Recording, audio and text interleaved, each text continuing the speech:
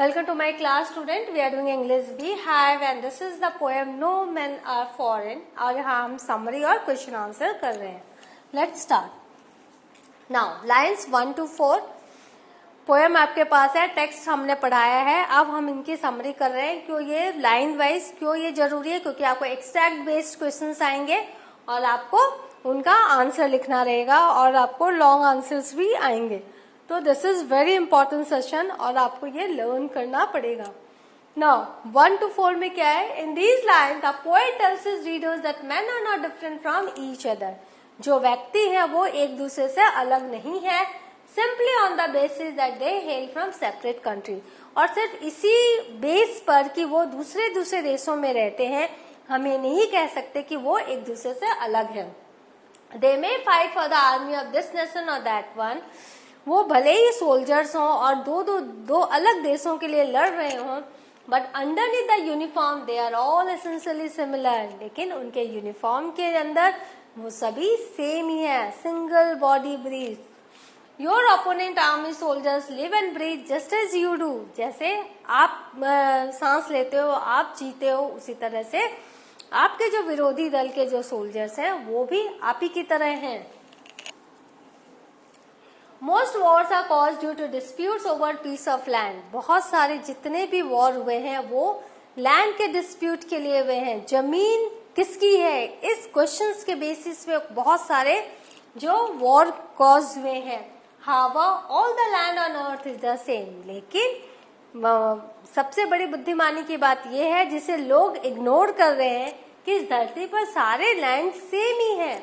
Moreover, every man will have to lie in the earth at one time or other. और इसी धरती पर हम सबको समा जाना है, आज नहीं तो कल. That is, all men have to die and all pieces of land are potential graveyards in that they can occasion a war for their occupation.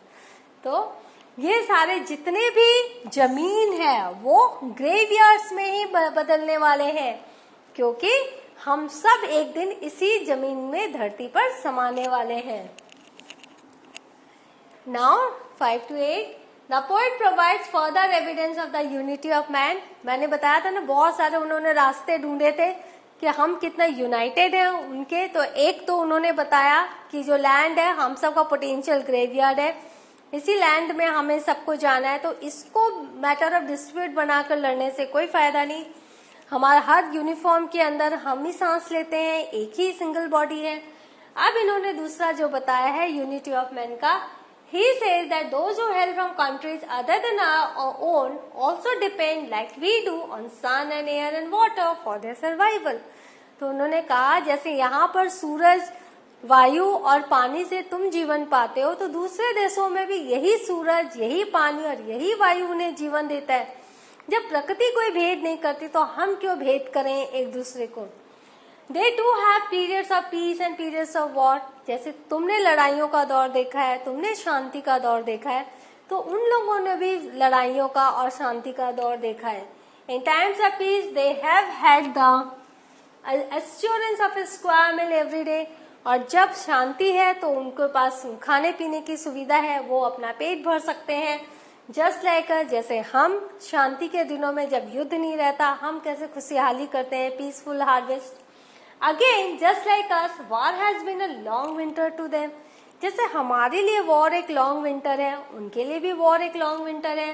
When food is scarce and every moment brings with the dread of an approaching feminine और famine. तो जब long winter रहता है, जब war चलता रहता है, तो खाद्य पदार्थों की कमी हो जाती है और जो बहुत जल्दी सूखा पड़ने की संभावना आ जाती है. तो वो सब भी उनसे डरते हैं जैसे कि हम डरते हैं. They look like us and are descended from the same ancestors as we are. वो हमारी तरह हैं. और अगर हम बहुत आगे जाएंगे, हिस्ट्री अगर हम देखेंगे, तो हमें पता चलेगा हमारे एंसेस्टर्स भी सेम ही हैं. Lines 9 and 12, 9 to 12.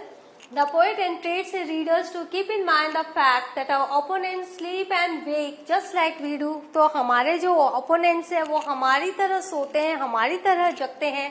And follow the same pattern in life as us, कि हमारी तरह उनका भी pattern of life है, सब कुछ बहुत common है. Every human being has an inner resource of strength that they can use to help their fellow beings. तो हम सबके अंदर एक इनर रिसोर्स ऑफ स्ट्रेंथ है, हम सबके अंदर वो ताकत है जिससे हम एक दूसरे की मदद कर सकते हैं. However, that resource can only be unlocked by following the path of love. लेकिन वो दूसरों की अंदर की ताकत को अगर आपको पाना है तो एक ही उसका उपाय है कि आप प्यार के रास्ते पे चलो. When you will follow the path of love, you can unlock the strength of other people, inner strength of other people. आपने बहुत बार देखा होगा कि जब मुसीबत आती है तो लोग कैसे एक दूसरे की मदद करते हैं. उस समय इंसानियत ज्यादा इम्पोर्टेंट हो जाती है. तो यानी हम उस पाथ ऑफ लव पर चलते हैं तो एक दूसरे के इनर रिसोर्सेस को हम पा सकते हैं. और वो इनर स्ट्रेंथ क्या है? वो इनर स्ट्रेंथ है एक दूसरे की मदद करना.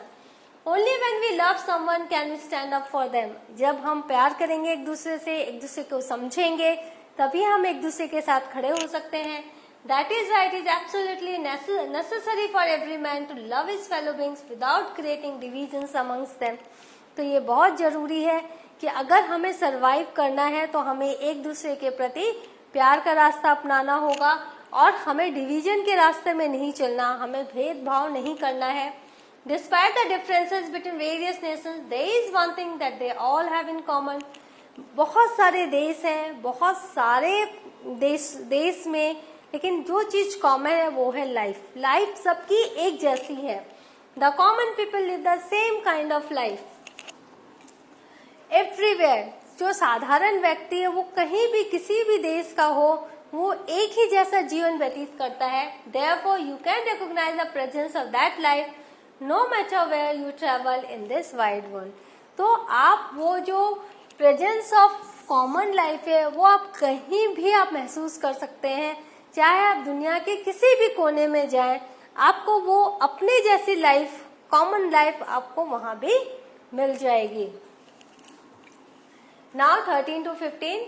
The poet protests against the efforts of military and religious groups. तो जो सैनिक है, मिलिट्री ग्रुप से आर्मी है, और जो रिलीजियस ग्रुप से धार्मिक लोग हैं, वो क्या करते हैं? हमें एनकरेज करते हैं, हमें एनकरेज करते हैं कि हम दूसरे लोगों को हेट करें. Encourage us to wage wars against those of other persuasion.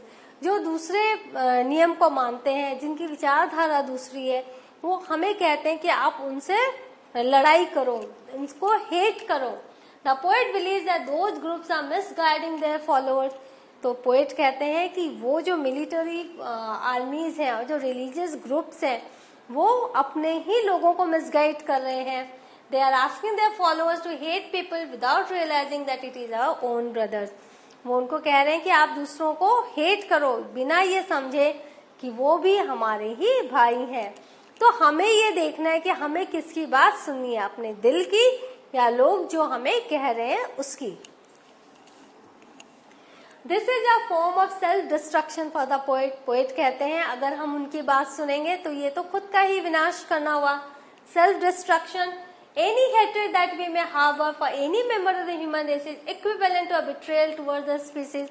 अगर हम किसी भी जाति के लोगों के प्रति नफरत हम करेंगे तो ये अपने ही जनरेशन के लिए बिट्रेयल होगी, हम उन्हें धोखा दे रहे होंगे, and a condemnation of its future. और हमारी जो नई जनरेशन है हम उसी की निंदा कर रहे हैं, हम उसी को पनपने नहीं देना चाह रहे. If we kill people of any other nation, we are in fact endangering the human species. अगर हम किसी दूसरे देश के लोगों की जान ले रहे हैं, मतलब हम अपने ही स्पीसीज, अपने ही आने वाली जनरेशन की लाइफ को खतरे में डाल रहे हैं. As a whole and its survival on earth. और इस तरह से धरती पर उनके सर्वाइवल के लिए हमें खतरा पैदा कर रहे हैं. Now line 16 and 17. The poet provides further implications of war. अब पोएट कहते हैं वॉर से और क्या क्या हो सकता है. He says that if we, the guardians of the earth, were to die out as a result of the war, then there would not no one left to take care of the home that our ancestors had passed down to us. देखिए यदि ऐसी लड़ाइयाँ चलती रहे और हम सब मर जाए तो हमारे जो एंसेस्टर्स है, उन्होंने जो हमारे लिए धरोहर छोड़ रखा है, उनकी देखभाल कौन करेगा. We would then have nothing to pass down to our own future generation. फिर हम कैसे अपने फ्यूचर जनरेशन को कुछ भी दे पाएंगे. हमारी फ्यूचर जनरेशन बिल्कुल खाली हो जाएगी क्योंकि हम सब कुछ नष्ट कर चुके होंगे. Lines 18 to 20। The poet compares war time with hello. Poet ने कहा है कि जो लड़ाई का समय है वो हेल की तरह है। In war as in hell there is fire and smoke everywhere. जैसे हेल में फायर एंड स्मोक है हर समय, नरक की आग हम बोलते हैं, जैसे जहाँ आग है वहां धुआं भी है। तो जैसे नरक में आग और धुआं है, वैसे वॉर टाइम में चारों तरफ आग और धुआं छाया रहता है। As a result of this the earth is becoming poisoned. और इससे क्या हो रहा है, पूरी की पूरी धरती में ही जहर फैल रहा है।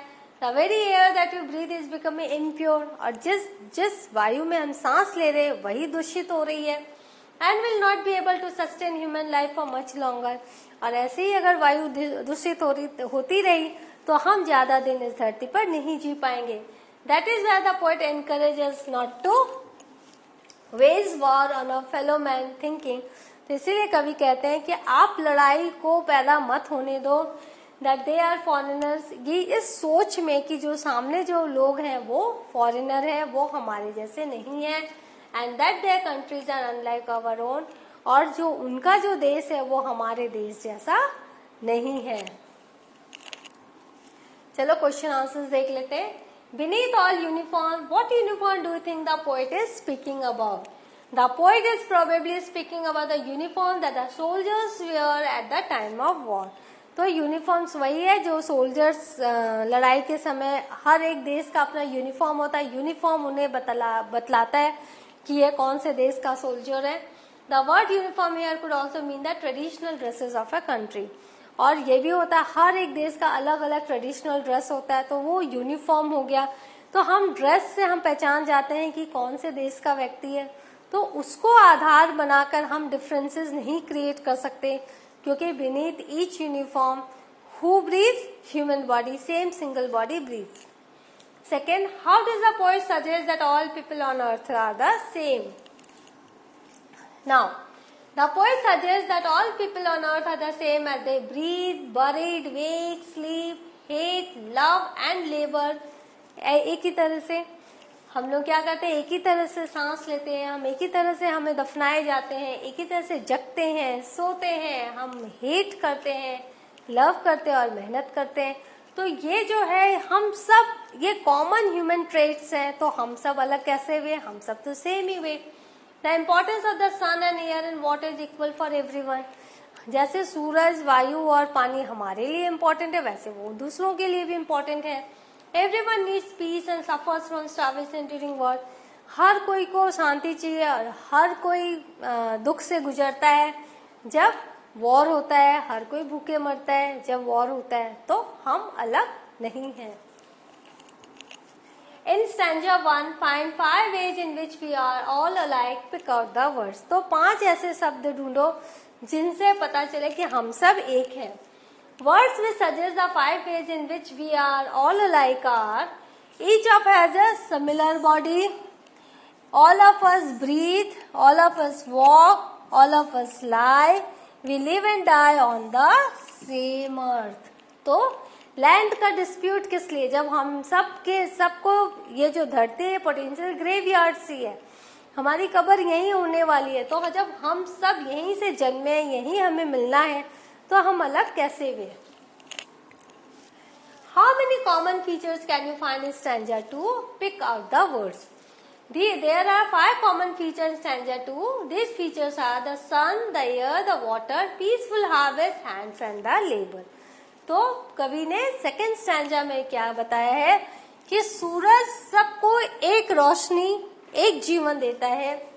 वायु सबको ऑक्सीजन देती है, जीने का सहारा बनती है बिना किसी भेदभाव के। पानी सबको तृप्त करता है बिना भेदभाव के। पीसफुल हार्वेस्ट, जब लड़ाइयां नहीं होती, दुनिया का हर व्यक्ति पीसफुली अपना जीवन व्यतीत करता है। हमारे सबके हाथ एक हैं और हमारी सबकी मेहनत एक है। तो हम अलग कैसे हैं? Now, whenever we are told to hate our brothers, when do you think this happens? कब ऐसा होता है? Why? क्यों होता है? Who tells us? कौन कहता है हमें? Should we do as we are told at such time? तो हमें क्या करना चाहिए? What does the poet say? Poet क्या कहता है? Whenever there is war, leaders tell people to hate the other country. जब लड़ाइयाँ होती हैं, दो देश के लीडर्स कहते हैं उस देश पर आक्रमण करो, उस देश के सोल्जर्स को खत्म करो, उस देश के लोगों का विनाश करो. They tell us to do so because of their personal gains. और वो क्यों कहते हैं? क्योंकि वो लैंड का पोजीशन चाहते हैं, वो विजय हासिल करना चाहते हैं, इसीलिए वो हमें नफरत की आग फैलाते हैं. But we should not act as a puppet in their hands. लेकिन हमें कठपुतली बन के उनके हाथों में नहीं नाचना है. And do as they say, और वो नहीं करना है जो वो कहते हैं. We should understand that war is futile. हमें ये समझना है जो लड़ाइयाँ हैं वो फ्यूटाइल है, उनका कोई मोल नहीं है, वो व्यर्थ है. एंड एनालाइज द सिचुएशन, और हमें सिचुएशन को एनालाइज करना है, समझना है before jumping to conclusion. Conclusion में आने से पहले. The poet says that if you fight against them we kill and condemn ourself. यदि हम उनकी बातों को सुनेंगे, लड़ाइयाँ करेंगे, तो हम खुद को ही खत्म करेंगे और खुद की प्रजातियों के लिए निंदा का कारण बनेंगे. So what have we learned? We have learned the summary of the poem and the question answer. The next class I shall do the critical analysis of the poem. Till then, have a good revision. Thank you.